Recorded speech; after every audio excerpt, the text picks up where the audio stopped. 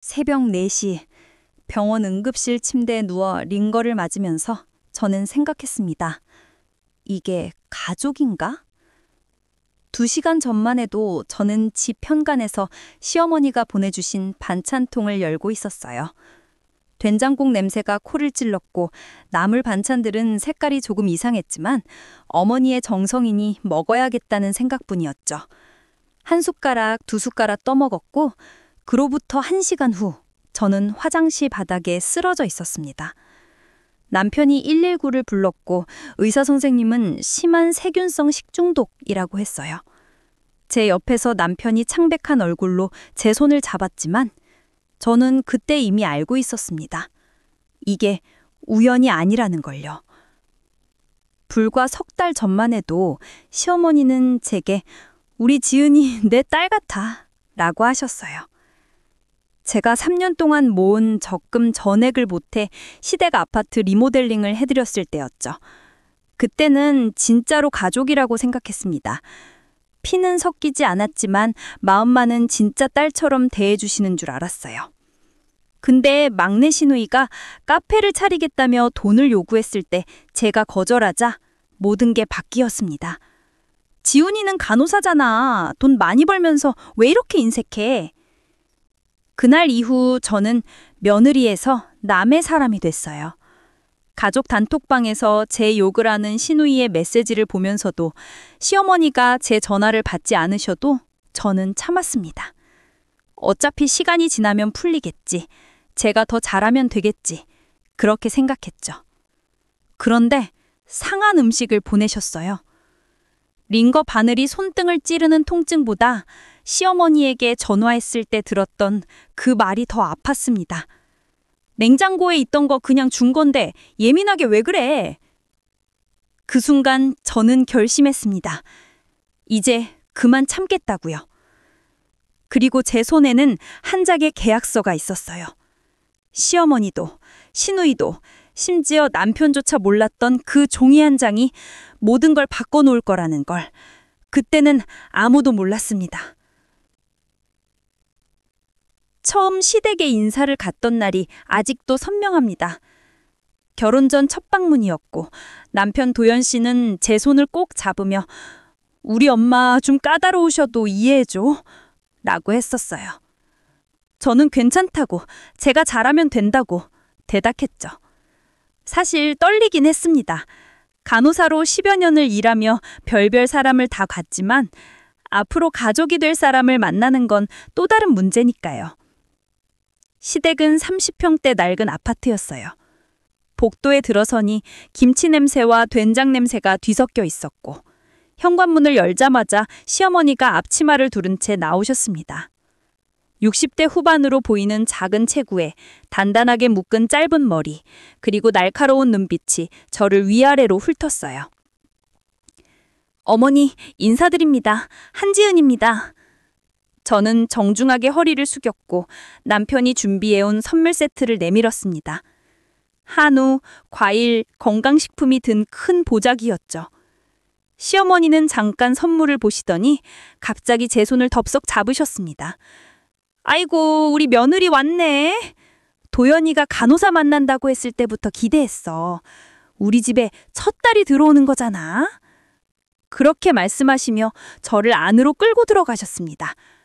거실 소파에는 시누이 2분이 앉아 계셨어요. 큰 시누이는 결혼해서 따로 사신다고 들었고 옆에 앉은 분이 막내 시누이 하린 씨였습니다. 38이라고 했는데 파마머리에 화장을 진하게 한 모습이었죠. 언니 왔어요. 안녕하세요. 서린 씨는 스마트폰을 보다가 저를 힐끗 보고는 다시 화면으로 시선을 내렸습니다. 어색한 공기가 흘렀지만 시어머니가 금방 분위기를 바꿨습니다. 앉아. 내가 아침부터 갈비찜 했어. 간호사면 힘들잖아. 많이 먹어야 해. 식탁에는 정말 갈비찜, 잡채, 나물 반찬들이 가득 차려져 있었어요. 저는 감동했습니다. 첫 만남인데 이렇게까지 준비해 주시다니. 저희 친정 어머니는 시골에 혼자 사시면서 농사일로 바빠서 제가 집에 갈 때도 간단한 식사만 차려주셨는데 시어머니는 며느리 될 사람을 위해 이렇게 정성을 쏟아주셨어요. 어머니, 정말 감사합니다. 잘 먹겠습니다. 그래, 많이 먹어. 우리 도연이 고생 많았어. 아버지 일찍 돌아가시고 내가 혼자 애들 셋 키우느라 얼마나 힘들었는지 몰라. 식당도 했고 청소일도 했고 그래도 이렇게 아들 장가 보내니까 다 보상받는 것 같네. 시어머니는 문시우를 붉으셨습니다. 저는 가슴이 먹먹했습니다. 세 자녀를 혼자 키우셨다니 얼마나 힘드셨을까. 그 순간 저는 마음속으로 다짐했어요. 이분께 진짜 딸처럼 잘해드려야겠다. 식사를 마치고 설거지를 하려는데 시어머니가 제 손을 잡으셨습니다. 아니야. 손님이 무슨 설거지를 해. 그냥 도연이랑 방 좀 구경하고 와. 아닙니다, 어머니. 제가 할게요. 어머, 이 며느리 봐라. 착하기도 하지. 시어머니는 주변 시누이들에게 제 이야기를 하셨고 큰 시누이도 언니 괜찮은 것 같은데? 라며 웃었어요. 막내 서린 씨만 시큰둥한 표정으로 그러게요 라고 짧게 답했지만 저는 그때 별 신경을 쓰지 않았습니다. 결혼 후 첫 1년은 정말 행복했어요. 시어머니는 야간 근무를 마치고 오면 꼭 국이나 반찬을 챙겨주셨고 남편과 싸우기라도 하면 도연이가 잘못했네. 우리 지은이한테 잘해야지. 라며 제 편을 들어주셨습니다. 명절 때도 너는 간호사라 힘들잖아. 조금만 도와줘. 라며 배려해 주셨고요. 저는 그 마음이 너무 고마워서 퇴근길에 과일이나 건강식품을 사들고 가곤 했어요. 월급에서 10만 원씩 따로 떼서 시댁 용돈으로 모아뒀다가 어머니 생신이나 명절 때마다 봉투에 넣어드렸죠. 어머, 지은아, 이런 거 안 해도 되는데? 아닙니다, 어머니. 제가 하고 싶어서 하는 거예요. 시어머니는 그럴 때마다 제 손을 꼭 잡으셨어요. 눈물을 글썽이시면서 너 같은 며느리 어디서 구하겠니? 라고 하셨죠. 그 말이 저는 너무 좋았습니다. 친정 어머니는 감정 표현을 잘 안 하시는 분이라 누군가에게 그렇게 인정받는다는 게 참 따뜻하게 느껴졌어요. 결혼 3년 차 되던 해였습니다. 어느 날 남편이 조심스럽게 말을 꺼냈어요. 여보, 우리 엄마 집 리모델링 좀 해드리면 안 될까? 리모델링? 응, 벽지도 다 떨어지고 화장실도 오래됐잖아. 엄마가 계속 불편해하시는데 우리가 좀 도와드리면 어떨까 싶어서.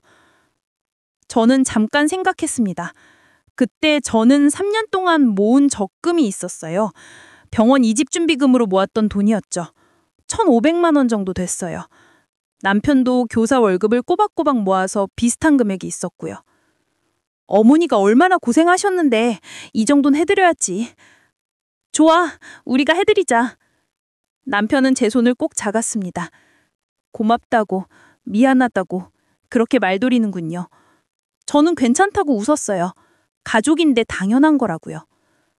공사는 한 달 반 정도 걸렸습니다. 그 사이 시어머니는 큰 시누이 집에 계셨고 저와 남편은 주말마다 아파트에 가서 공사 진행 상황을 확인했습니다. 벽지를 새로 바르고 화장실 타일을 갈고 주방 싱크대를 교체했습니다. 마지막에는 거실 장판까지 새로 깔았죠. 공사가 끝난 날 시어머니가 집에 들어오시더니 눈물을 흘렸어요. 아이고, 이게 우리 집 맞나? 새 아파트 같네. 지은아, 도연아, 정말 고맙다. 어머니, 편하게 지내세요. 저희가 할 수 있는 일이었어요. 그날 저녁 시댁 식구들이 모두 모였습니다. 큰 시누이 내외, 막내 시누이 서린 씨까지. 시어머니는 제 손을 잡고 식구들 앞에서 말씀하셨습니다. 얘들아, 우리 지은이가 이 집 공사비를 다 냈어. 진짜 효부야, 효부. 이런 며느리 어디 있겠어. 저는 얼굴이 빨개졌습니다. 부끄럽기도 하고 뿌듯하기도 했어요. 큰 시누이도 언니 대단하다 며 박수를 쳤고 서린 씨는 그때도 표정이 별로 좋지 않았지만 저는 신경 쓰지 않았습니다. 그날 밤 집으로 돌아오는 차 안에서 남편이 말했어요. 여보, 정말 고마워. 우리 엄마 얼마나 좋아하셨는지 몰라. 나도 기뻐. 어머니께서 편하게 지내시면 그걸로 된 거지. 남편은 제 손을 꼭 잡았고 저는 창밖을 보며 생각했습니다. 이제 정말 가족이 됐구나. 피는 섞이지 않았지만 마음만은 진짜 딸이 된 것 같아요. 하지만 그 행복은 딱 석 달 후에 산산조각 났습니다. 막내 시누이의 한마디 때문에요. 리모델링이 끝나고 석 달쯤 지난 어느 일요일 오후였습니다. 남편과 저는 시댁에 들러 저녁을 먹기로 했어요. 요즘 병원에 신규 간호사들이 많이 들어와서 업무가 좀 빡빡했는데 시어머니가 내가 갈기탕 끓여놨으니까 와서 먹어 라고 하셔서 기분 좋게 방문한 거였죠. 현관문을 열고 들어가니 거실 소파에 막내 시누이 서린 씨가 앉아 있었습니다. 노트북을 펼쳐놓고 뭔가를 열심히 보고 있었어요. 옆에는 커피 전문 서적 같은 책들이 쌓여 있었고요. 서린 씨, 안녕하세요. 뭐 보고 계세요? 아, 언니 왔어요. 저 요즘 카페 공부하고 있어요. 카페요? 서린 씨는 신이 난 얼굴로 노트북 화면을 돌려 보여줬습니다. 인테리어가 예쁜 카페 사진들이 가득했어요. 파스텔톤 벽지에 빈티지 가구, 조명이 운치 있게 달린 공간들이었죠. 저 카페 차리려고요. 요즘 감성 카페 대박이잖아요. 제가 인스타 보니까 사람들이 이런데 진짜 많이 가더라고요. 그때 시어머니가 주방에서 나오셨어요. 앞치마를 두르고 국자를 들고 계셨는데 얼굴에는 자랑스러운 표정이 가득했습니다. 그러게 말이야. 우리 서린이가 드디어 꿈을 찾았어. 얼마나 기특한지 몰라. 저는 속으로 아, 그렇구나 하고 생각했어요. 서린 씨가 38인데 아직 결혼도 안 하고 특별한 직업도 없다는 건 알고 있었거든요. 그래도 뭔가 하고 싶은 걸 찾았다니 다행이라는 생각이 들었죠. 식사를 하면서 서린 씨는 계속 카페 이야기를 했어요.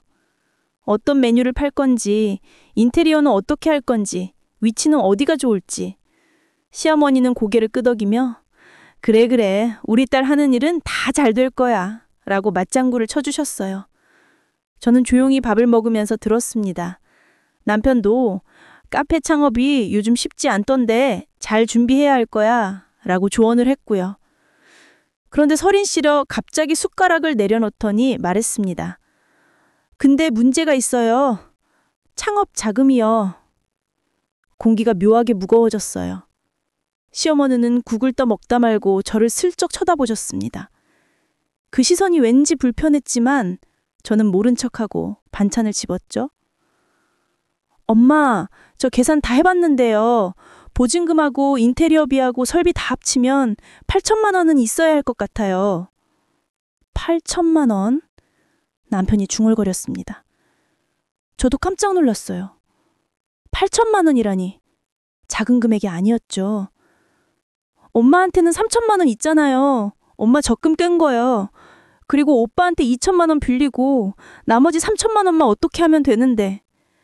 서린 씨는 말을 하면서 슬쩍 저를 보았습니다. 시어머니도 저를 보셨어요. 그 순간 저는 알았습니다. 아, 나한테 돈을 달라는 거구나. 지은아! 시어머니가 제 이름을 불렀어요. 부르는 목소리가 평소보다 한 톤 높았습니다. 네, 어머니. 너 간호사잖아. 월급 많이 받지? 서린이 좀 도와줄 수 있을까? 식탁 위에 시계 소리가 유난히 크게 들렸어요. 남편은 밥을 먹다 말고 굳어 있었고 서린 씨는 기대에 찬 눈으로 저를 바라보고 있었습니다. 저는 천천히 숟가락을 내려놓았습니다. 어머니, 죄송하지만 저는 어려울 것 같습니다. 뭐? 시어머니의 목소리가 날카로워졌어요. 왜? 돈 없어? 없는 건 아니지만 저희도 대출이 있고 제가 요즘 병원 이직 준비 중이라 목돈이 들어갈 예정이에요. 그리고 솔직히 3천만 원은 저희한테도 큰 돈이거든요. 큰 돈이긴 뭐가 큰 돈이야. 너 간호사면 한 달에 400 넘게 받잖아. 제 가슴이 철렁했습니다. 제 월급을 어떻게 하시는 걸까요? 아마 남편한테 물어보셨나 봐요. 어머니, 월급이 많다고 해서 다 쓸 수 있는 건 아니에요. 저희도 생활비도 있고 저축도 해야 하는데. 시어머니가 혀를 찼습니다. 그 소리가 제 귀를 때렸어요. 참, 요즘 며느리들은 다르네. 시동생 도와주는 것도 아까워? 어머니, 그게 아니라 그게 아니긴 뭐가 아니야. 시어머니가 목소리를 높이셨습니다. 저는 얼굴이 화끈거렸습니다. 옆에서 남편이 끼어들었죠. 엄마, 지은이 말도 일리가 있어요. 우리도 사정이. 너는 닥쳐. 네가 뭘 알아. 시어머니는 남편한테까지 소리를 지르셨어요. 그러고는 다시 저를 쳐다보셨습니다. 지은아, 엄마가 너한테 잘못한 게 뭐가 있어? 너가 리모델링 해준다고 했을 때 내가 얼마나 고마웠는지 알아? 그런데 우리 딸 창업하는 건 도와줄 생각이 없어? 어머니, 그때랑 이번은 다른 문제예요. 그때는 저희가 여유가 있었지만 지금은 여유가 없긴. 너희들이 벌면 한 달에 700은 넘게 들어오잖아. 저는 할 말이 없었습니다. 시어머니는 저희 부부의 수입까지 정확히 알고 계셨고 그걸 당연하게 여기고 계셨죠. 서린 씨가 입을 열었습니다. 언니, 저 이번이 마지막 기회예요. 나이도 있고 이제 정말 뭐라도 해야 하는데 언니가 도와주시면 정말 열심히 할게요. 나중에 카페 대박 나면 다 갚을게요. 나중에 갚는다고? 저는 마음속으로 쓴웃음을 지었습니다. 창업이 얼마나 위험한지, 카페가 얼마나 많이 망하는지, 38에 아무 경험도 없이 시작하는 게 얼마나 무모한지 그런 말들은 입 밖에 낼 수가 없었어요. 내가 하면 잔소리고 반대하면 이기적인 사람이 되는 거니까요. 서린 씨, 죄송해요. 저는 정말 어렵습니다. 아, 진짜? 서린 씨의 얼굴이 일그러졌어요. 시어머니는 숟가락을 탁 내려놓으셨습니다. 그래, 알았어. 식사 끝났으면 가. 어머니, 가라니까? 더 이상 할 말 없어. 저는 남편과 함께 자리에서 일어났습니다. 식탁 위엔 반쯤 남은 갈비탕 그릇들이 놓여 있었고 현관으로 걸어가는 동안 뒤에서 서린 씨의 목소리가 들렸어요. 엄마, 나 어떡해. 언니가 안 도와주면. 차에 타서 집으로 돌아오는 내내 남편과 저는 말이 없었습니다. 남편이 먼저 입을 열었어요. 미안해. 내가 엄마한테 얘기해볼게. 아니야, 괜찮아. 하지만 전혀 괜찮지 않았어요. 가슴이 답답했고 뭔가 잘못됐다는 느낌이 들었어요. 내가 이기적인 걸까? 그날 밤 저는 잠을 이루지 못했습니다.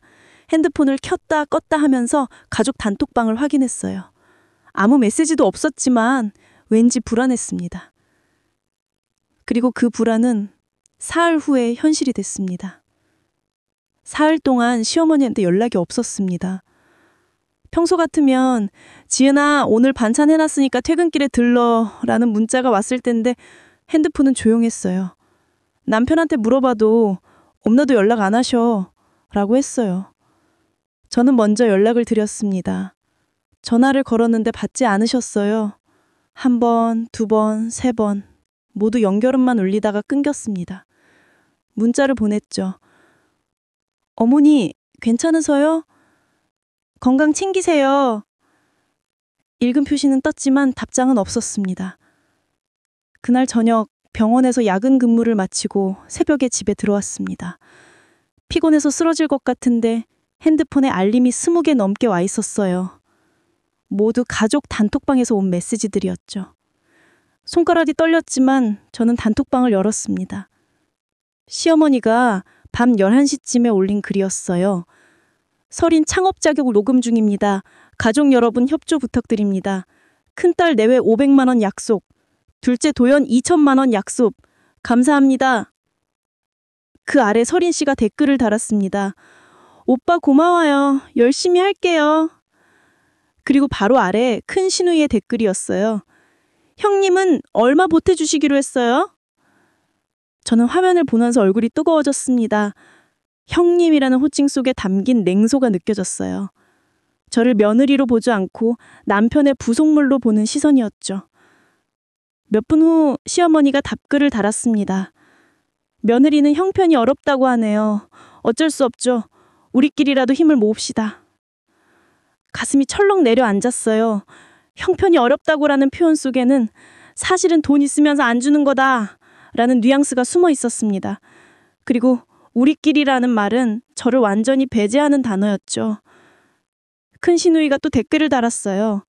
아, 그렇구나. 형부 월급으로만 사시나 봐요. 힘드시겠다. 서린 씨도 거들었습니다. 언니 간호사잖아요. 근데 왜 형편이 어렵지? 히히. 히히라는 두 글자가 칼처럼 제 가슴을 찔렀어요. 웃음 표시 속에 담긴 조롱이 너무 명확했습니다. 저는 손이 떨려서 핸드폰을 내려놓았습니다. 옆에서 자고 있던 남편을 깨울까 하다가 그냥 두었어요. 어차피 남편이 뭐라고 해도 상황은 바뀌지 않을 테니까요. 다음 날 아침 출근 준비를 하는데 남편이 핸드폰을 보다가 한숨을 쉬었습니다.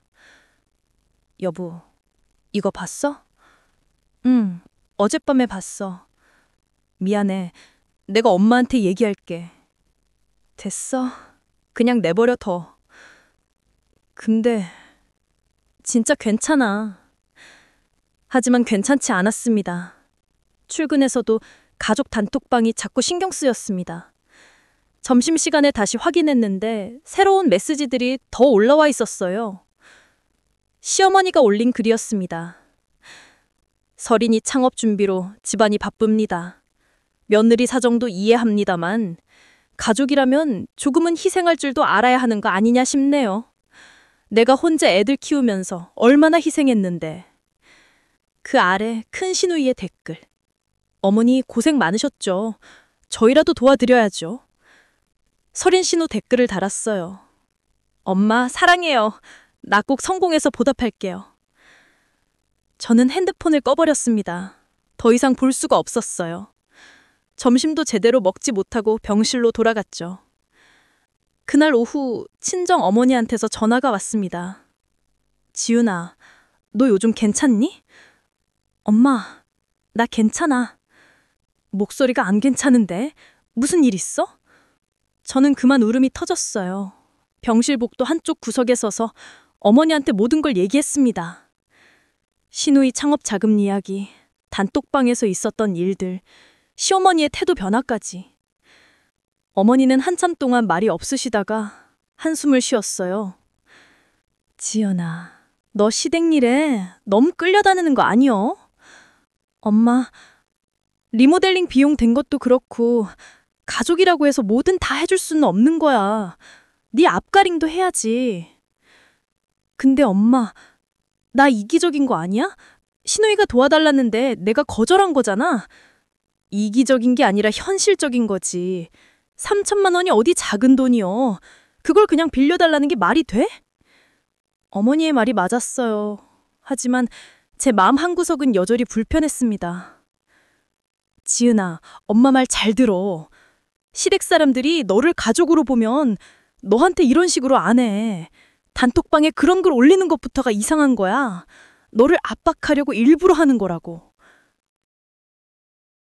너 앞으로 조심해. 이런 일은 시작이 있으면 끝도 있어. 전화를 끊고 나서 저는 한참 동안 멍하니 서 있었습니다. 복도 창밖으로 겨울 하늘이 보였어요. 잔뜩 흐린 하늘이 제 마음 같았죠. 그날 저녁, 집에 돌아왔는데 현관 앞에 택배 상자가 놓여 있었습니다. 보는 사람은 시어머니였어요. 무거운 상자를 들고 집 안으로 들어가서 열었습니다. 반찬통들이 나왔어요. 된장국, 나물 반찬, 김치, 멸치볶음. 평소처럼 시어머니가 해주시던 반찬들이었죠. 그런데 뭔가 이상했어요. 김치 색깔이 너무 짙었고 나물 반찬에서는 시큼한 냄새가 났습니다. 된장국도 색이 탁했어요. 설마, 저는 손으로 반찬통을 만져봤습니다. 차갑지 않았어요. 냉장 배송이 아니라 그냥 택배로 온 거였죠. 겨울이긴 했지만 상자가 밖에 얼마나 오래 있었는지 알 수 없었습니다. 그래도 생각했어요. 어머니가 보내주신 건데 먹어야지. 그날 밤 저는 된장국을 데우면서 한 그릇 먹었습니다. 맛이 좀 이상했지만 그냥 넘겼어요. 나물 반찬도 조금 먹었고요. 1시간쯤 지났을까요? 갑자기 속이 울렁거리기 시작했어요. 처음엔 피곤해서 그런가 보다 했는데 점점 심해졌습니다. 화장실로 뛰어갔고 그 뒤로는 기억이 흐릿합니다. 남편이 119를 불렀고 저는 응급실 침대에 누워 링거를 맞게 됐죠. 의사 선생님이 말씀하셨어요. 심한 세균성 식중독이에요. 뭐 드셨어요? 된장국이요. 오래된 거 드셨나 봐요. 이 정도면 꽤 상한 거예요. 링거를 맞으면서 저는 천장을 바라봤습니다. 형광등 불빛이 너무 밝았어요. 어머니가 일부러 그러신 걸까? 그 생각이 머릿속을 떠나지 않았습니다. 다음 날 아침 링거를 다 맞고 퇴원했습니다. 몸은 여전히 축 처져 있었고 속도 불편했어요. 의사 선생님은 이틀 정도는 쉬세로라고 하셨지만 병원에 연락해서 당장 오늘부터 병가를 낼 수는 없었죠. 동료들한테 미안했거든요. 남편은 회사에 반차를 내고 저를 집까지 데려다 줬어요. 차 안에서 남편이 조심스럽게 말했습니다. 여보, 엄마한테 전화해야 할 것 같아. 왜? 너 어제 엄마가 보낸 반찬 먹고 아팠잖아. 그거 말씀드려야지. 저는 고개를 저었습니다. 아니야, 그냥 내가 예민해서 그런 것 같아. 예민한 게 아니라 진짜 상한 거였잖아. 의사 선생님도 그러셨고. 엄마가 일부러 그러신 건 아닐 거야. 그냥 모르고 보내신 거겠지? 남편은 한참 동안 말없이 운전대를 잡고 있다가 한숨을 쉬었습니다. 미안해. 내가 이렇게 된 것 같아서. 당신 잘못 아니야. 하지만 속으로 생각했어요. 정말 어머니 잘못이 아닐까? 그 생각을 입 밖에 낼 수는 없었지만요. 집에 도착해서 소파에 누웠습니다. 남편이 물을 떠다 주고 약을 챙겨주고 그러고는 출근했어요. 혼자 남은 거실이 너무 조용했습니다. 핸드폰을 켰어요. 가족 단톡방에는 새로운 메시지가 없었습니다. 시어머니한테도 시누이들한테도 아무런 연락이 없었죠. 제가 아파서 응급실에 갔다는 걸 남편이 분명히 말씀드렸을 텐데요. 아무도 안 궁금한가 보다. 그때 핸드폰이 울렸어요. 시어머니였어요. 저는 잠깐 망설이다가 전화를 받았습니다. 여보세요? 어머니, 지은아, 도연이한테 들었어. 너 어제 응급실 갔다며? 네, 괜찮아요. 뭐 먹길래? 목소리에 걱정이 담겨 있었습니다. 저는 조금 안심이 됐어요. 역시 어머니는 신경 쓰고 계셨구나. 어머니가 보내주신 된장국이요. 뭐? 된장국하고 나물 반찬이요. 제가 먹었는데 배탈이 나서. 전화기 너머로 잠깐 침묵이 흘렀습니다. 그러더니 시어머니가 말씀하셨어요. 그거 냉장고에 있던 거 그냥 준 건데. 네? 냉장고 정리하다가 네 생각나서 보낸 거야. 상했나? 내가 며칠 전에 만든 건데? 저는 말문이 막혔습니다. 며칠 전에 만든 걸 냉장고에서 꺼내서 냉장 배송도 아닌 일반 택배로 보냈다고? 어머니 그게 냉장 배송을 하셨어야죠. 냉장 배송? 그게 뭔데? 택배비만 해도 돈인데. 그래도 음식은... 아니 지금 내가 일부러 상한 거 보냈다는 거요? 내가 며느리 아프게 하려고 그랬겠어? 네가 너무 예민한 거 아니요? 요즘 젊은 사람들 다 그러더라. 조금만 배 아파도 야단이요. 어머니 저 진짜 심하게 아팠어요. 의사 선생님도 세균성 식중독이라고. 그래 알았어. 내가 잘못했네. 이제 반찬 안 보낼 테니까 걱정 마. 어머니... 뚝! 전화가 끊겼어요. 저는 핸드폰을 쥔 채로 멍하니 앉아 있었습니다. 가슴이 답답했어요. 제가 잘못한 건가? 오후쯤 되어 시동생 도현이한테 문자가 왔어요. 형수, 엄마가 기분 나빠하시네. 반찬 일로 너무 따지지 말았으면 좋겠어. 엄마도 나이 드셔서 그런 거 신경 못 쓰시잖아. 저는 문자를 읽고 또 읽었습니다. 너무 따지지 말라고? 제가 따진 게 아니라 사실을 말한 건데요. 답장을 하려다가 그냥 뒀어요. 뭐라고 해도 소용이 없을 것 같았거든요. 엄마한테 전화 왔어. 네가 반찬 일로 서운해한다고. 저는 웃음이 나왔습니다. 기가 막혀서요. 내가 예민한 거야? 아니, 그게 아니라 당신도 그렇게 생각해? 아니야. 근데 엄마 입장에서는 엄마 입장? 나 응급실 갔다 온 건 당신 입장에선 뭐야? 남편이 말을 잃었어요. 저는 소파에서 일어나 방으로 들어갔습니다. 더 이상 얘기하고 싶지 않았어요. 그날 밤 가족 단톡방에 시어머니가 글을 올렸습니다. 며느리가 내가 보낸 반찬 먹고 배탈이 났다고 하네요. 내가 상한 거 보냈다고 오해하는 것 같아서 마음이 아픕니다. 이제 반찬 안 보내는 게 나을 것 같아요. 큰 시누이가 댓글을 달았어요. 어머니 속상하시겠다. 형님이 좀 그러네요. 서린 씨도 거들었습니다. 언니가 너무한 것 같아요. 엄마 정성인데. 저는 단톡방을 나갔습니다. 더 이상 볼 수가 없었어요. 방 안에서 이불을 뒤집어 쓰고 울었습니다. 소리내지 않고 조용히. 내가 뭘 잘못했지? 다음 날 출근했을 때 동료 간호사 언니가 제 얼굴을 보고 물었어요. 지은아, 무슨 일 있어? 안색이 안 좋아. 아니에요. 괜찮아요. 거짓말, 얼굴에 다 써 있어. 저는 그만 울음이 터졌습니다. 휴게실 구석에서 언니한테 모든 걸 털어놨어요. 언니는 제 손을 잡고 말했습니다. 지은아, 그거 정상이 아니야. 상한 음식 보내놓고 네 탓을 하래? 그리고 단톡방에 그런 걸 올리는 것도 이상한 거야. 그래도 어머니가 일부러 그러신 건 아니잖아요. 일부러든 아니든 네가 아팠으면 먼저 사과를 해야지. 오히려 널 이상한 사람으로 만드는 게 말이 돼? 언니의 말이 맞았어요. 하지만 인정하기가 싫었습니다. 인정하면 제가 지난 몇 년간 쌓아온 시댁과의 관계가 모두 거짓이었다는 걸 받아들여야 하니까요. 그날 밤 집에 돌아와서 남편과 마주 앉았습니다. 여보, 나 단톡방 나왔어. 알아. 미안해. 근데 더 이상 못 보겠어. 남편은 한참을 고민하다가 말했습니다. 내가 엄마한테 얘기해볼게. 이건 좀 심한 것 같아. 됐어. 소용없을 거야. 그래도 진짜 괜찮아. 나 이제 기대 안 해. 그 순간 저는 깨달았습니다. 나는 이제 기대하지 않는다. 그 말 속에는 체념이 담겨 있었어요. 시댁과의 관계에서 더 이상 아무것도 바라지 않겠다는 마음이었죠. 하지만 상황은 제가 생각했던 것보다 훨씬 더 나빠질 예정이었습니다. 그로부터 2달이 지났습니다. 시어머니와는 연락이 끊겼어요. 명절이 다가왔지만 남편만 혼자 시댁에 다녀왔고 저는 병원 업무가 바빠서라는 핑계로 빠졌습니다. 사실은 얼굴을 보고 싶지 않았던 거죠.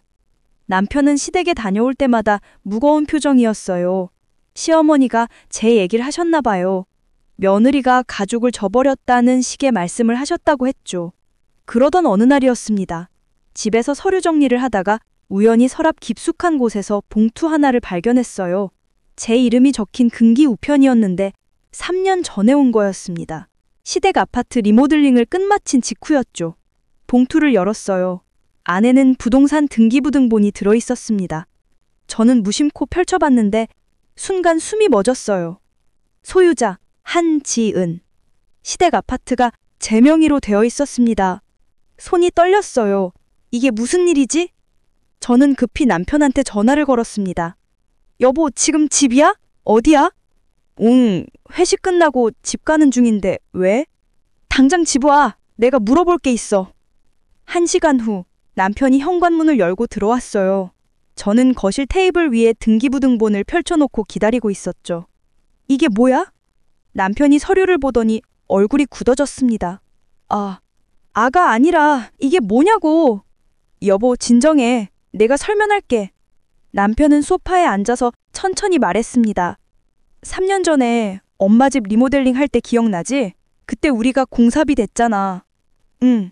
근데 나는 그냥 공사비만 대주는 게 불안했어. 우리가 그렇게 큰 돈을 썼는데 나중에 뭐라도 문제가 생기면 어떡하나 싶어서. 그래서 엄마한테 조용히 얘기했어. 공사비를 우리가 대는 대신 집 명의를 네 이름으로 해달라고. 저는 입을 다물 수가 없었어요. 엄마가 처음엔 반대했어. 근데 내가 형편상 어쩔 수 없다고 하니까 결국 동의하셨어. 조건이 있었지. 엄마가 사시는 동안에는 절대 집을 팔거나 건드리지 않는다는 거. 왜 나한테 말 안 했어? 너한테 부담 주기 싫었고, 그리고 솔직히 이런 일이 생길 줄 몰랐어. 남편의 목소리가 잠겼어요. 근데 여보, 요즘 엄마 태도 보면서 나도 생각이 많아졌어. 우리가 그렇게 잘해줬는데 너한테 이렇게 하시는 거 보면서 차라리 그때 이 집을 네 명의로 해놓은 게 다행이다 싶어. 저는 등기부등본을 다시 들여다봤습니다. 분명히 제 이름이었어요. 주소, 주민등록번호 모두 제 것이었죠. 시어머니는 아세요? 이게 내 명이라는 거? 당연히 알지. 등기할 때 같이 갔으니까. 그럼 시누이들은? 몰라. 엄마가 굳이 말씀 안 하셨을 거야. 저는 천천히 숨을 내쉬었습니다. 머릿속이 복잡했어요. 집이 내 이름이라고? 그 순간 지난 몇 달간의 일들이 주마등처럼 스쳐 지나갔습니다. 시어머니의 태도 변화, 가족 단톡방에서의 모욕, 그리고 상한 음식 사건, 그리고 제게 한 번도 사과하지 않으셨던 것들. 어머니는 이걸 알고 계셨어. 집이 내 명이라는 걸 알면서도 저를 그렇게 대하셨던 거예요. 아니 어쩌면 그래서 더 그러신지도 몰라요. 집을 빼앗길까봐 불안하셨던 걸지도 몰라요. 저는 등기부등본을 더 봉투에 넣었습니다. 여보, 이거 어떻게 할 거야? 남편이 조심스럽게 물었어요. 모르겠어. 일단 가지고 있을게. 엄마한테 말할 거야? 아니, 조용히 있을게. 하지만 제 마음속에는 이미 다른 생각이 싹트고 있었습니다. 이건 카드다. 며칠 후 친정 어머니한테 전화해서 모든 걸 말씀드렸어요. 집이 제 명이라는 것, 시댁에서 있었던 일들, 모두 다요. 어머니는 한참 동안 말이 없으다가 한숨을 쉬셨습니다. 지은아, 이제 알겠니? 뭘요? 내 시어머니는 널 딸로 본 게 아니라 지갑으로 본 거야. 집이 네 명이라는 걸 알면서도 너한테 그렇게 한 거잖아. 그게 뭘 의미하는지 알아? 너를 무시해도 된다고 생각한 거지. 어차피 며느리니까 집 뺏을 리 없다고 생각했을 거야. 어머니의 말이 제 가슴에 박혔어요. 엄마, 나 어떻게 해? 그건 네가 정해야지. 근데 엄마가 한 가지만 말해줄게. 뭔데요? 가족이라는 이름으로 네가 당하고만 있으면 안 돼. 너도 네 권리가 있어. 저는 전화를 끊고 나서 한참을 생각했습니다. 등기부등본을 꺼내서 다시 읽고 또 읽었어요. 내 권리. 그래요. 저도 제 권리가 있었어요. 3년 동안 모은 돈을 다 쓰면서 효부 소리 들었고 시어머니 모시면서 최선을 다했죠. 그런데 창업자금 안 보탰다고 가족에서 쫓겨나고 상한 음식까지 받았어요. 이제 그만. 저는 결심했습니다. 더 이상 당하지 않겠다고요. 그런데 바로 그 순간 핸드폰에 남편한테 급한 전화가 왔습니다. 여보, 큰일 났어. 왜? 무슨 일인데? 엄마가 집을 팔려고 하셔. 설인이 청업자금이 부족해서 집을 담보로 대출받으시겠대요. 저는 핸드폰을 꽉 쥐었습니다. 손에서 땀이 났어요. 시작됐구나. 이제는 정말로 싸워야 할 때가 온 것 같았습니다. 다음 날 아침 일찍 법무사 사무실을 찾아갔습니다. 평소 같으면 남편과 상의했을 텐데 이번에는 혼자 결정했어요. 남편은 착하지만 어머니 아파서 약해지는 사람이었으니까요. 어젯밤 남편한테는 내가 알아서 할게 라고만 했습니다. 법무사 선생님은 50대 중반의 여성분이었어요. 제가 가져간 등기부등본을 보시더니 고개를 끄덕였습니다. 소유권이 본인 명의로 되어 있네요. 시어머님이 거주는 하고 계시고요. 네. 근데 시어머니가 제 동의 없이 집을 담보로 대출을 받으려고 하세요. 그건 불가능합니다. 명의자 동의 없이는 어떤 금융거래도 할 수 없어요. 선생님의 말에 저는 조금 안심이 됐어요. 하지만 선생님은 이어서 말씀하셨습니다. 다만 시어머님께서 소유권을 주장하시거나 법적 분쟁을 일으키실 가능성이 있습니다. 그러니 확실하게 정리하시는 게 좋겠어요. 어떻게요? 시어머님과 거주계약서를 작성하세요. 무상거주 계약이든 임대계약이든 법적으로 명확하게 해두는 겁니다. 시어머니가 동의하실까요? 동의 안 하시면 퇴거 요청을 하실 수도 있어요. 집이 선생님 명의니까요. 선생님의 말에 저는 깊이 생각에 잠겼습니다. 퇴거 요청이라는 단어가 너무 무겁게 느껴졌어요. 하지만 동시에 이제는 확실히 해야 할 때라는 생각도 들었죠. 그날 오후 저는 등기부 등본 사본과 법무사가 작성해준 거주계약서 초안을 들고 시댁으로 향했습니다. 남편한테는 말하지 않았어요. 알면 말릴 게 뻔했으니까요. 시댁 아파트 앞에 섰을 때 다리가 떨렸습니다. 초인종을 누르는 손가락도 떨렸고요. 몇 초 후 시어머니가 문을 여셨어요. 어머, 지은이 왔네?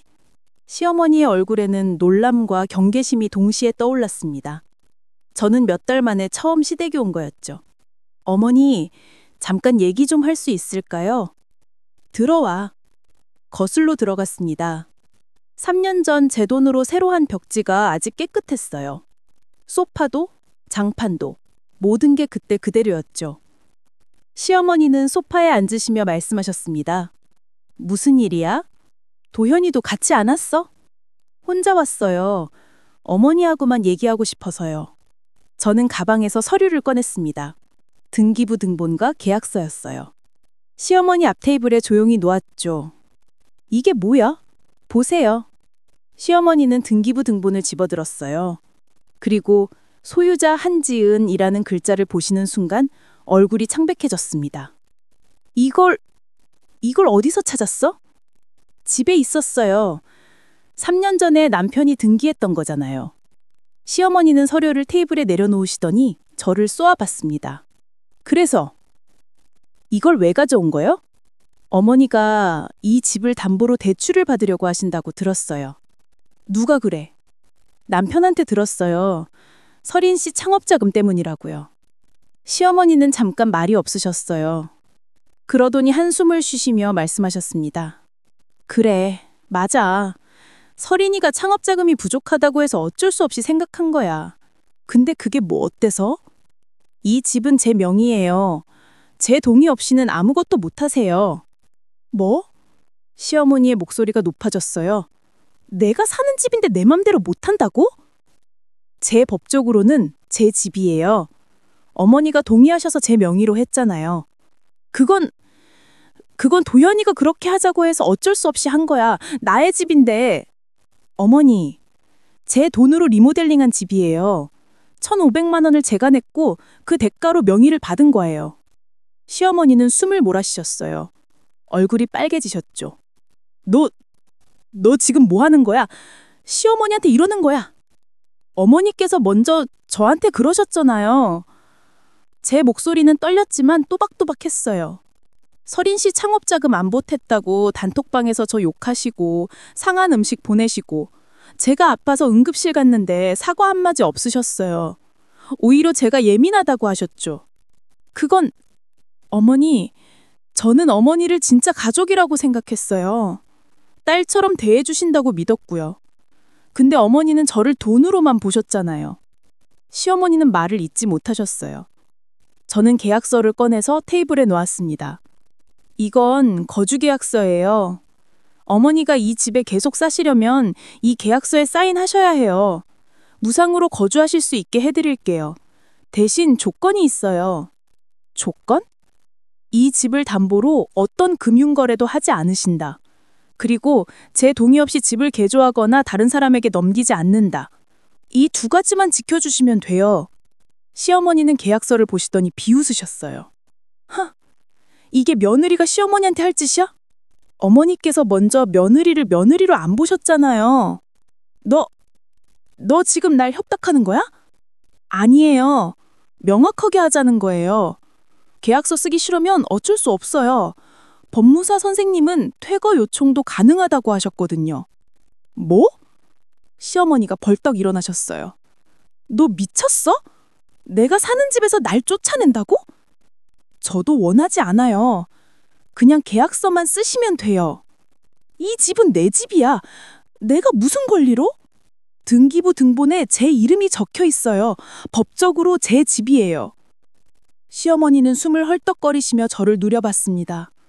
그 순간 현관문이 열렸어요. 막내 시누이 서린 씨가 들어왔습니다. 엄매 나 왔어. 언니?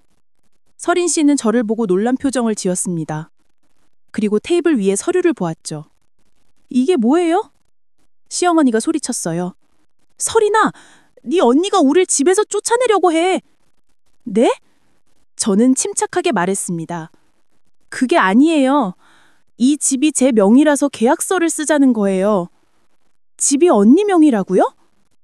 설인 씨는 등기부 등본을 집어들었습니다. 그리고 제 이름을 보더니 얼굴이 굳어졌습니다. 이게 무슨 일이에요? 3년 전에 리모델링 할 때 남편이 제 명의로 등기했어요. 어머니도 아셨어요. 엄마, 이게 사실이에요? 시어머니는 대답하지 않으셨어요. 서린 씨는 저를 쏘아봤습니다. 언니, 이거 사기 아니에요? 우리 집을 언니 이름으로? 제 돈으로 리모델링 했어요. 1,500만 원 제가 냈고요. 그래도 이건... 서린 씨, 저는 어머니께 계속 여기 사시라고 했어요. 무상으로요. 근데 어머니가 이 집을 담보로 대출 받으려고 하셔서 계약서를 쓰자는 거예요. 서린 씨의 얼굴이 빨개졌어요. 그거 제 창업 자금 때문에 그러시는 거잖아요. 언니가 돈 안 보태줘서 엄마가 어쩔 수 없이 그러시는 거고. 제가 왜 보태줘야 하는데요? 가족이잖아요. 가족이면 상한 음식 보내요? 단톡방에서 욕해요? 제가 아파서 응급실 갔는데 사과 한마디 없으셨잖아요. 서린 씨는 할 말이 없었어요. 시어머니가 다시 소리쳤습니다. 너 지금 당장 나가! 계약서 쓰실 거예요? 안 쓰실 거예요? 안 써! 절대 안 써!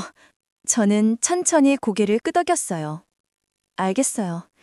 그럼 법적 절차 밟겠습니다.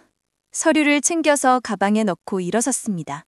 현관으로 걸어가는데 뒤에서 시어머니의 목소리가 들렸어요. 너 이러면 후회할 줄 알아? 저는 뒤돌아보지 않았습니다. 현관문을 나서서 엘리베이터를 탔어요. 문이 닫히는 순간 그제야 다리에 힘이 풀렸습니다. 했다. 집으로 돌아오는 길 남편한테 전화가 왔어요. 여보, 지금 어디야? 엄마한테서 전화 왔는데 무슨 일이야? 집 가는 중이야. 집에서 얘기할게. 지은아, 대체 무슨 짓을 한 거야? 남편의 목소리가 다급했어요.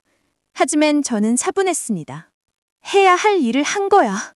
그날 밤 남편과 마주 앉아서 모든 걸 설명했어요. 남편은 한참을 말이 없다가 한숨을 쉬었습니다. 여보, 이건 너무 심한 거 아니야? 뭐가 심해?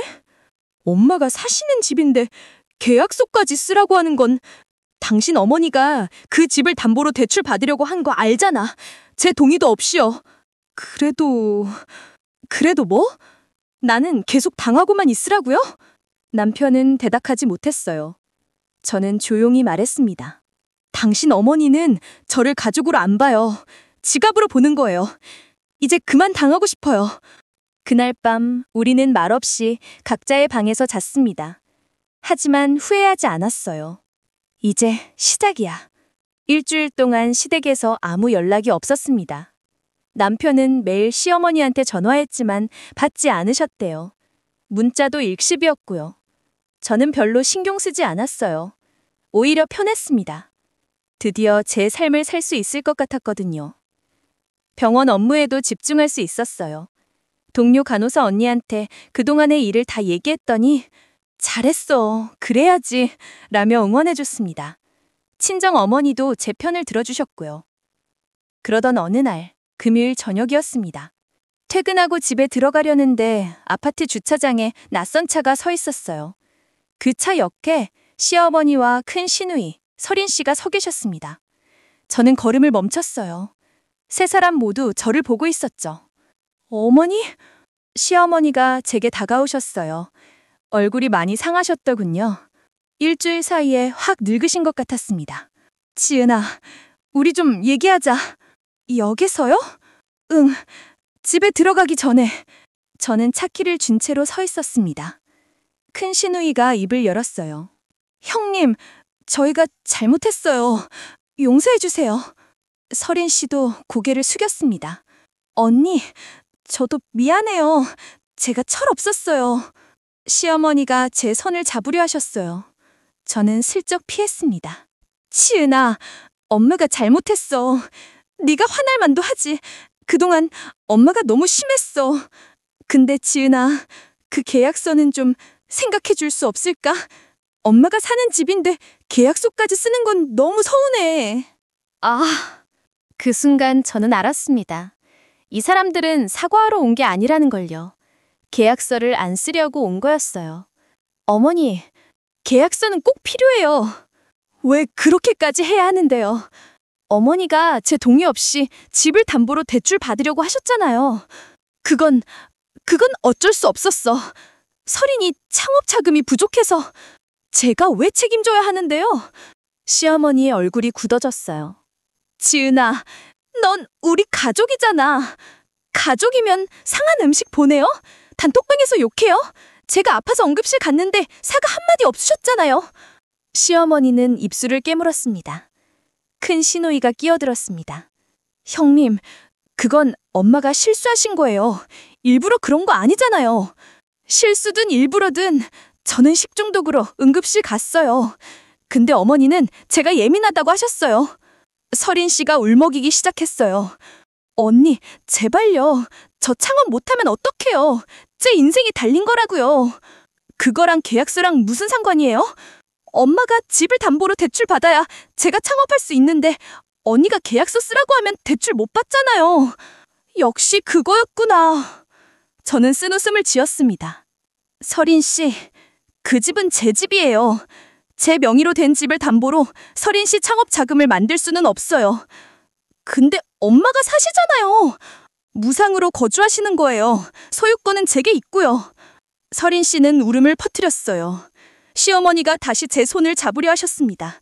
지은아, 제발 엄마가 부탁이야. 계약서만 없던 걸로 해줘. 안 돼요. 너 정말 이럴 거야? 시어머니한테 이렇게까지 할 거야? 어머니가 먼저 그러셨잖아요. 시어머니의 얼굴이 일그러졌어요. 치은아, 넌 정말 냉정한 사람이구나. 네, 이제 냉정하게 살겠어요. 뭐? 어머니, 저는 어머니를 진짜 가족으로 생각했어요.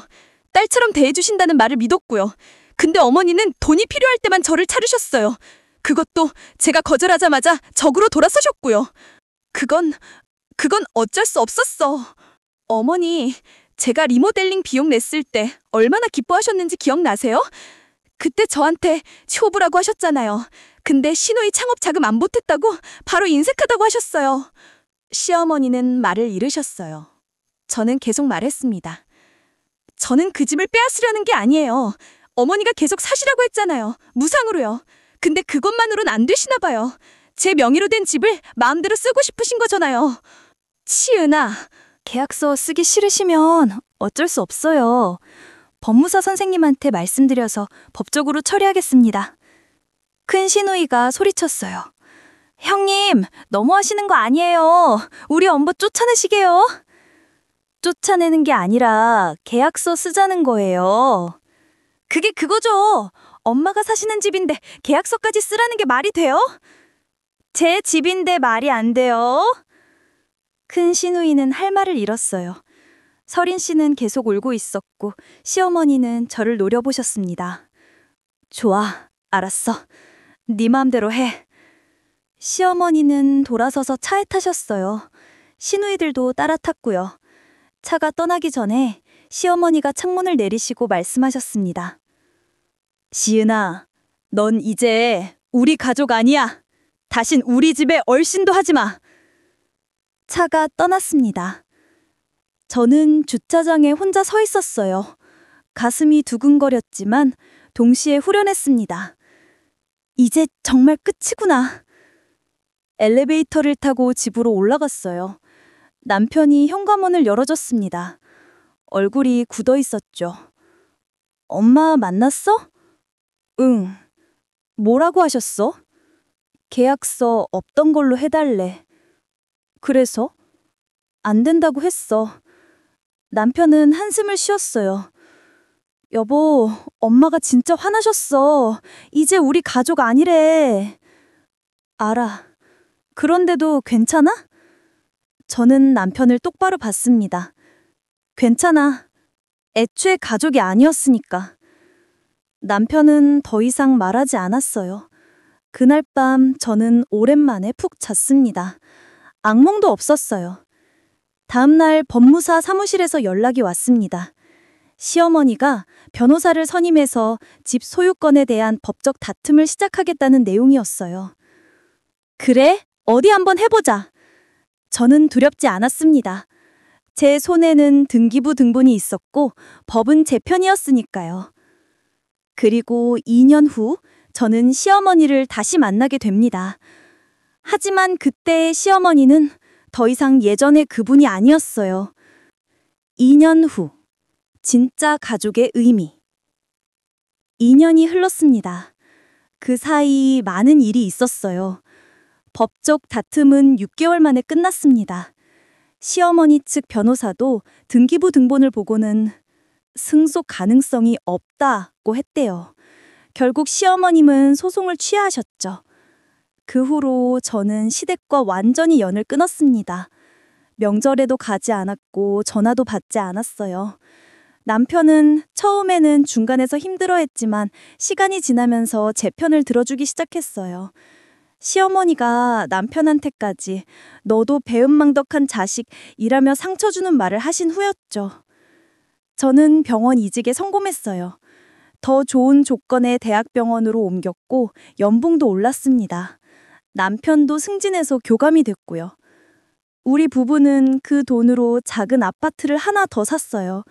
둘이 살기 딱 좋은 크기였죠.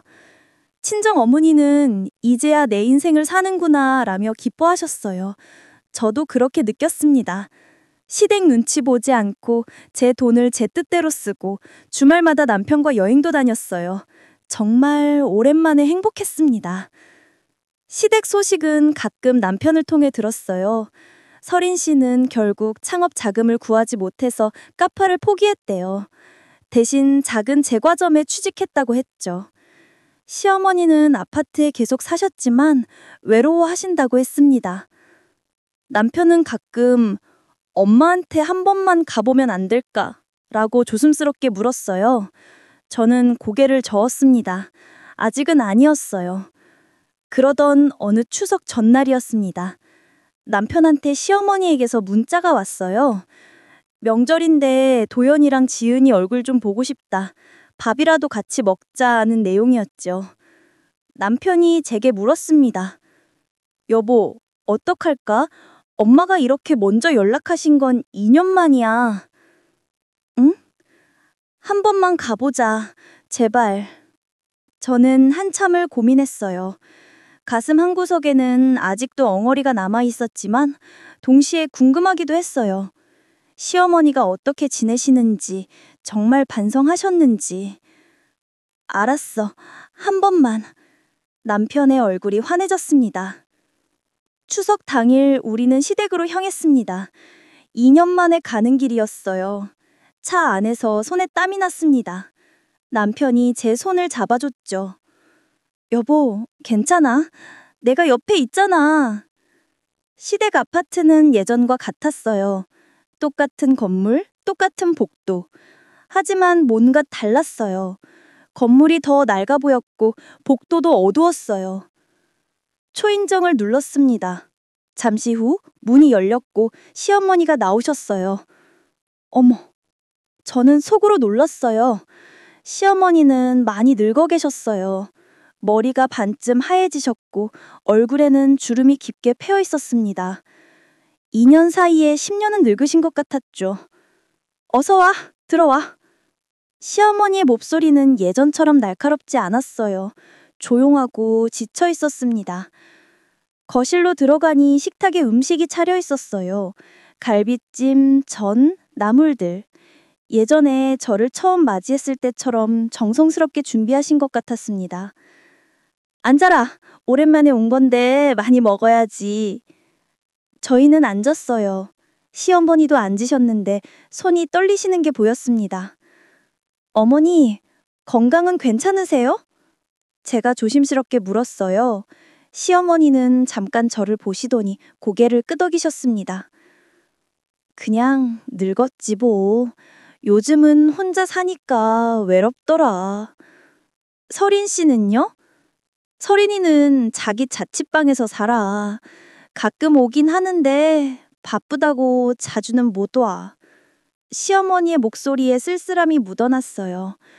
저는 밥을 먹으면서 거실을 둘러보았는데 예전보다 집이 덜 정돈돼 있었고 먼지가 쌓인 곳도 보였습니다. 식사가 끝나고 시어머니가 차를 내오셨어요. 그리고 제 맞은편에 앉으시더니 천천히 입을 여셨습니다. 지은아, 네, 어머니. 나 너한테 사과하고 싶어. 저는 차를 마시다 말고 시어머니를 봤습니다. 시어머니의 눈에 눈물이 맺혀 있었어요. 내가 너한테 정말 못됐지. 너를 딸처럼 대한다고 했는서 정작 너한테 한 건 딸한테 할 짓이 아니었어. 상한 음식 보낸 것도 단톡방에서 너 욕한 것도 다 내 잘못이야. 너를 가족으로 본 게 아니라 돈으로 봤어. 내가 그랬어. 시어머니는 눈물을 닦으셨어요. 저도 모르게 눈시울이 뜨거워졌습니다. 2년 동안 혼자 살면서 생각 많이 했어. 내가 왜 그랬을까? 설인이 창업자금 때문에 그랬다고 하지만 사실은 내가 욕심이 많았던 거야. 내 자식들한테 뭐라도 더 해주고 싶어서 며느리는 좀 희생해도 된다고 생각했어. 어머니, 근데 지은아, 그게 아니더라. 너도 네 인생이 있는데 내가 너무 당연하게 요구한 거야. 미안해. 정말 미안해. 시어머니는 고개를 숙으셨어요. 옆에서 남편도 눈물을 닦고 있었습니다. 저는 한참을 시어머니를 바라봤어요. 예전 같으면 이 사과를 받아들이지 않았을 겁니다. 이제 와서 사과한다고 뭐가 달라지나 하고 생각했을 거예요. 하지만 지금은 달랐습니다. 2년 동안 시댁에서 벗어나 제 인생을 살면서 저는 많이 자유로워졌어요. 더 이상 시어머니의 인정이 필요하지 않았고 사랑받고 싶은 마음도 없었습니다. 그래서 오히려 담담하게 받아들일 수 있었죠. 어머니, 저도 서운했어요. 정말 많이 서운했어요. 알아. 내가 잘못했어. 근데 이제는 괜찮아요. 저는 이제 어머니한테 기대하지 않아요. 그냥 남으로 지내면 돼요. 남으로? 시어머니 얼굴이 일그러졌어요. 아니, 남은 아니고요. 제가 다시 말했습니다. 진짜 가족으로 지내요. 돈 얘기 없는 가족으로요. 서로 부담 주지 않고 그냥 명절 때 얼굴 보고 안부 묻고 그 정도면 돼요. 시어머니는 고개를 끄덕이셨어요. 그래, 그렇게 하자. 너한테 더 이상 부담 안 줄게. 그리고 어머니, 응? 그 집 계속 사세요. 제가 임대료 받을 생각 없어요. 그냥 편하게 지내세요. 시어머니는 눈물을 흘리셨어요. 이번엔 진짜 눈물이었습니다. 고맙다, 지은아. 정말 고맙다. 그날 저녁 시댁을 나오면서 제 마음은 한결 가벼웠어요. 용서했다기보다는 놓아준 거였죠. 시어머니에 대한 기대도 원망도 모두 내려놓았습니다. 남편이 차 안에서 말했어요. 여보, 고마워. 엄마한테 와줘서. 나도 필요했어. 이제 정말 끝낼 수 있을 것 같아. 끝? 응. 그 상처에서 벗어나는 거. 이제는 나를 위해 살 거야. 남편은 제 손을 잡았습니다. 그 후로도 우리는 가끔 시댁에 들렀어요. 명절 때, 어머니 생신 때. 하지만 예전처럼 헌신하진 않았습니다. 적당한 거리를 유지했죠. 시어머니도 더 이상 저한테 돈 얘기를 하지 않으셨고 설인 씨도 연락하지 않았어요. 1년쯤 후에 들은 소식인데 설인 씨가 결혼했대요. 제과점에서 만난 남자분과요. 조촐하게 식을 올렸다고 했습니다. 저희는 축의금을 보냈지만 시계는 가지 않았어요. 그 정도 선이 저희한테는 편했거든요. 큰 시누이하고도 연락이 끊겼어요. 그분도 아마 불편해하셨나 봐요. 그게 오히려 다행이었습니다. 지금은 행복해요. 시댁 눈치 보지 않고 제 돈으로 제가 하고 싶은 걸 하면서 살고 있습니다. 남편과 여행도 다니고 친정 어머니께도 용돈 드리고 제 노후도 준비하고 있어요. 가끔 생각해요. 만약 그때 신우이 창업 자금을 보탰다면 어땠을까? 아마 끝이 없었을 겁니다. 한 번 주면 또 달라고 했겠죠. 그리고 저는 계속 시댁의 지갑으로 살았을 거예요. 그 계약서 한 장이 제 인생을 바꿨습니다. 법적으로 명확히 선을 그었기 때문에 저는 제 삶을 되찾을 수 있었어요. 여러분, 가족이라는 이름으로 당하고만 계신 거 아닌가요? 헌신은 아름답지만 착취는 폭력입니다. 사랑은 나눌 수 있지만 돈은 경계가 필요해요. 저는 이제 압니다. 진짜 가족은 부담을 주지 않는다는 걸요. 진짜 사랑은 희생을 강요하지 않는다는 걸요. 여러분도 당신의 삶을 사세요. 당신에게도 그럴 권리가 있습니다. 긴 이야기 끝까지 들어주셔서 진심으로 감사합니다. 제 이야기가 혹시 비슷한 상황에 계신 분들께 작은 위로라도 됐으면 좋겠어요. 가족이라는 이름으로 힘들어하시는 분들, 며느리라는 이유로 당연히 희생을 요구받는 분들께 말씀드리고 싶어요. 당신은 잘못하지 않았어요. 당신의 돈은 당신 것이고 당신의 인생은 당신 거예요. 가족을 사랑하되 당신 자신을 잃지 않아야 돼요. 저는 2년이라는 시간이 걸렸지만 결국 제 삶을 되찾았습니다. 여러분도 할 수 있어요. 용기를 내세요.